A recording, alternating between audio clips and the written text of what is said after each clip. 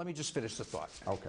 They say you're projecting weakness, not strength. You're saying they, but you're not citing too many folks. No, I'll cite for us if you want me to. I'd say the Saudis. I'd say the Israelis. I'd say a lot of our friends in the Middle East. I'd say everybody in the Republican Party. Well, do you want me to keep going? Oh, man, I tell you, we're going to have much more on this interview in the Gimme 5 segment, but this was amazing. Joining us now is Congressman Tom DeLay, former U.S. House Majority Leader, of course, and Congressman, before we get to who will be the next Speaker of the House and maybe a little bit about tomorrow's Democratic debate, I got to tell you, Steve Kroft, I wish I had a medal to give him. I'd give him one. Obama was pathetic. Well, it looked like an SNL skit to me. I got to tell you, when 60 Minutes is trying to get the truth out of you and is no longer trying to hold you up, you're in big trouble. Where in the media is the president going to go to do any interviews? Yeah, and of course, you know, for someone to confront, I've never seen Obama confronted on these issues. I mean, you want me to go? You want me to keep going? I'll tell you people who are questioning your leadership. You want me to keep going, Mr. President, or another bite that was you know, that Putin's challenging your leadership and he gave examples, and Obama can only come back with, well, I'm leading on climate change. I mean, my goodness, it was embarrassing. Well, they're just confirming what many of us have been saying for the last 7 years. I guess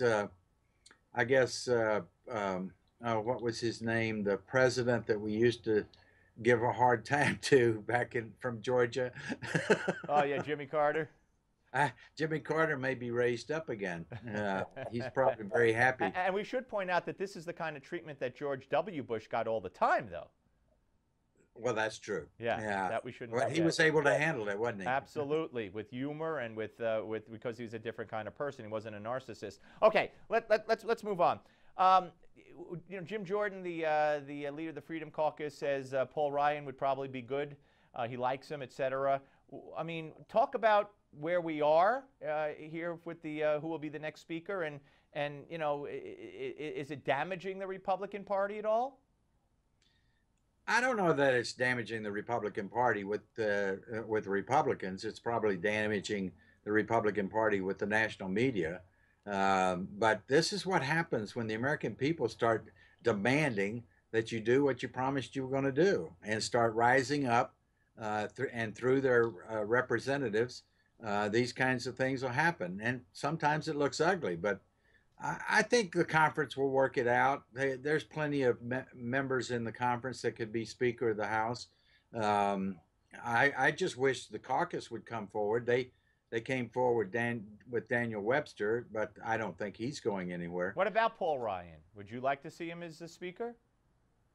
I think he'd make a pretty good Speaker, but I want to hear from him how he's going to change the management style within the House. If you keep doing what Boehner and McConnell are doing, you're not going to get anywhere. Right. You can't surrender before you even fight.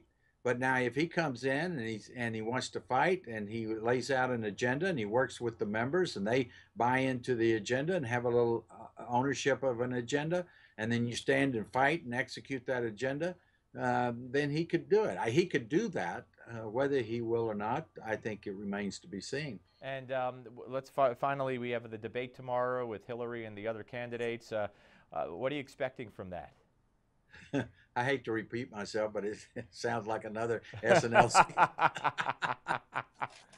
Nothing's going to come of it. It's going to be extremely boring. I hate to say I have to watch it so I can comment on it, but me too. We have a special post-debate show at 10:30 p.m. Eastern time, so make sure you tune in. But you know, if Biden was on the stage, at least it might be a little more interesting. Well, that's true. And I hope Biden gets in. I would love to have this election be about a third term of Obama. And I think the Democrats, not just the Democrats, would get nailed. Democrats all over the country. Absolutely. And by the way, Congressman, Obama was asked if he could win re-election if he was allowed to run again, and he said he would win. So the delusion continues. Thank you, Congressman. Congressman Tom DeLay. We're coming back with the Malzberg panel. Don't go away.